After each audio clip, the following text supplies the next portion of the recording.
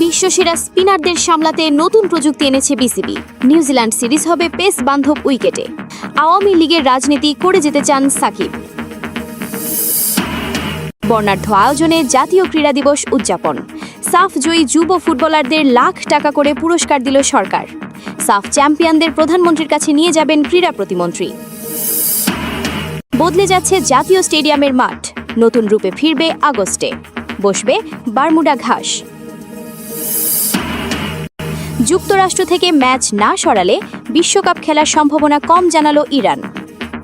যদিও নিউজিল্যান্ডের বিপক্ষে পেস বান্ধব উইকেটে খেলার পরিকল্পনা করছে বাংলাদেশ, এমনটাই জানিয়েছেন পরিচালক ইফতেখার রহমান। সেই পরিকল্পনা অনুযায়ী তৈরি হচ্ছে মিরপুরের 22 গজ। দেশের বাইরে ক্রিকেটারদের পারফরম্যান্সের উন্নতির জন্যই এমন উইকেটে সিরিজ আয়োজনের কথা বলছেন ইফতেখার। ঘাসে ঢাকা মিরপুরের উইকেট, হোম অফ ক্রিকেটে ক্রিকেটারদের মতো ব্যস্ত মাঠকর্মীরাও। প্রস্তুত করতে হবে শেরে বাংলার 22 গজ। সবশেষ পাকিস্তান সিরিজে ভালো উইকেটে খেলার সাহস দেখিয়েছে বাংলাদেশ। সঙ্গে সিরিজ জয়ে আত্মবিশ্বাস বেড়েছে টাইগারদের। 3 ওয়ানডেতে স্বাগতিক পেসারদের শিকার 19 উইকেট।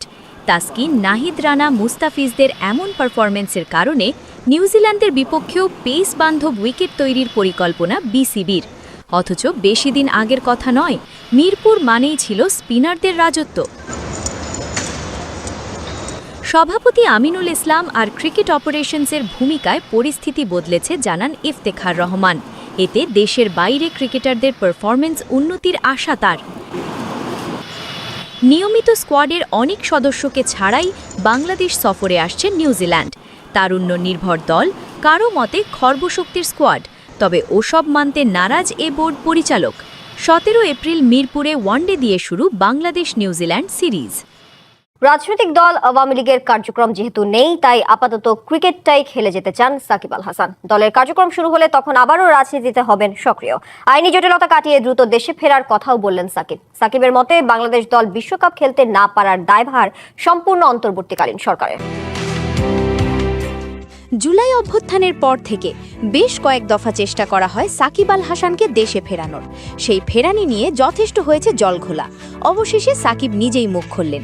ডেইলি স্টারকে দেওয়া এক সাক্ষাৎকারে বাংলাদেশের ক্রিকেটের বর্তমান অবস্থা আর তার দেশে ফেরা নিয়ে কথা বললেন সাকিব। সাকিব এখনও রাজনীতিতে ফিরতে চান। দেশের মানুষের জন্য কাজ করার ইচ্ছে আছে তার। রাজনীতি এমন একটি মাধ্যম যেখান থেকে পরিবর্তন আনা সম্ভব বলে মনে করেন তিনি। তার দলের কার্যক্রম যেহেতু নেই, তাই আপাতত ক্রিকেটটাই খেলে যেতে চান সাকিব।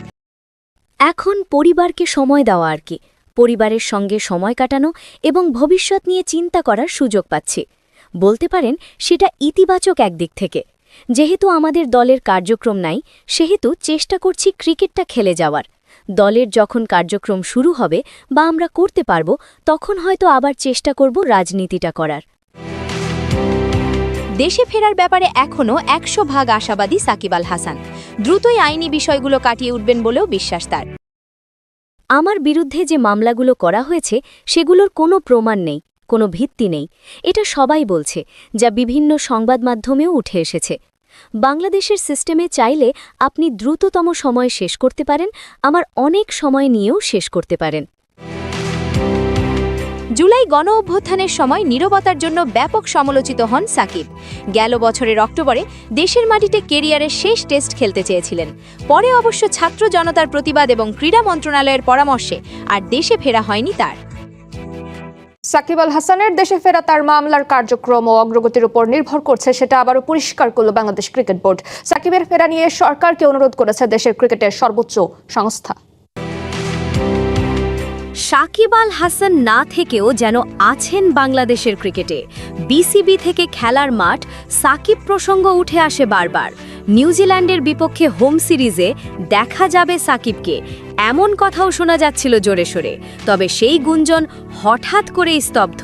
সত্যিটা হলো সাকিবকে পাওয়া যাচ্ছে না নিউজিল্যান্ড সিরিজেও। সাকিবের ফেরা তার মামলার কার্যক্রম ও অগ্রগতির ওপর নির্ভর করছে।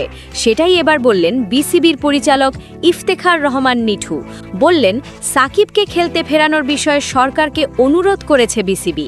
সাকিবের ডিফারেন্ট মামলা আছে, যেটা cricket board can approach to the government and Bangladesh cricket board has done several time. ওর মামলাগুলি না উঠে he will not come to Bangladesh. এর আগে সাকিবকে খেলতে না দেওয়ার সিদ্ধান্ত ঠিক ছিল বলে একটি পোস্ট দিয়েছিলেন অন্তর্বর্তীকালীন সরকারের ক্রীড়া উপদেষ্টা আসিফ মাহমুদ সজীব ভুইয়া। তার ওই পোস্ট আলোড়ন ফেলে সোশ্যাল মিডিয়ায়। সেটা ছিল আসিফ মাহমুদের ব্যক্তিগত মতামত, তেমনটাই বলছে বোর্ড। বয়সকে কেবল একটি সংখ্যা বানিয়ে মরুভূমির বুকে দাপিয়ে বেড়াচ্ছেন ক্রিস্টিয়ানো রোনালদো, যিনি প্রতি ম্যাচেই নিজেকে নিয়ে যাচ্ছেন এক অনন্য উচ্চতায়। মূলত CR7 নামটাই যেন রেকর্ডের সমর্থক। যেভাবে গোল করে চলেছেন তাতে ক্যারিয়ারের 1000 গোলের মাইলফলক থেকে আর কত দূরে তিনি। ক্রিস্টিয়ানো রোনালদো ইতিহাসের পথে এগিয়ে চলেছেন আপন গতিতে। আল নাসেরের হয়ে সর্বশেষ ম্যাচে জোড়া গোল করে তিনি পৌঁছে গেছেন এক অনন্য উচ্চগায়। এই ম্যাচে 2টি গোল করে রোনালদো তার ক্যারিয়ারের মোট গোল সংখ্যা দাঁড় করিয়েছেন 967তে। ক্লাব ও জাতীয় দল মিলিয়ে তার এই গোল। ফলে ঐতিহাসিক 1000 গোলের মাইল ফলক থেকে তিনি এখন মাত্র 33 গোল দূরে। সৌদি প্রো লিগে রোনালদোর পারফরম্যান্স দারুণ। 100 ম্যাচে তিনি করেছেন 97 গোল, অর্থাৎ এই লিগে 100 গোলের মাইল ফলক ছুঁতেও আর বেশি দূরে নন তিনি। 2023 সালের 22 জানুয়ারি আল ইত্তেফাকের বিপক্ষে ম্যাচ দিয়ে আল নাসেরের হয়ে লিগ অভিষেক হয় রোনালদোর। এরপর 3 ফেব্রুয়ারি আল ফাতেহের বিপক্ষে ম্যাচে আসে তার প্রথম লিগ গোল। 2024 সালের 22 অগাস্ট আল রায়েদের বিপক্ষে ম্যাচে নিজের 50তম ম্যাচেই করেন 50তম গোল। আর সর্বশেষ 3 এপ্রিল 2026-এ আল নাজমার বিপক্ষে ম্যাচটি ছিল তার 100তম লিগ ম্যাচ। সর্বশেষ এই জোড়া গোল শুধু দলকে জয়ই এনে দেয়নি, বরং রোনালদোকে আরও কাছে নিয়ে গেছে 2টি বড় মাইল ফলকের, সৌদি প্রো লিগে 100 গোল এবং ক্যারিয়ারে ঐতিহাসিক 1000 গোল। 41 বছর বয়সেও আল নাসেরের জার্সিতে ক্রিস্টিয়ানো রোনালদোর অপ্রতিরোধ্য ফর্ম আবারও প্রমাণ করছে কেন তিনি সর্বকালের সেরাদের একজন। ফুটবল ইতিহাসের প্রথম খেলোয়াড় হিসেবে অফিসিয়াল 1000 গোলের মাইল ফলক স্পর্শ করতে পর্তুগিজ মহাতারকার প্রয়োজন আর মাত্র 33টি গোল।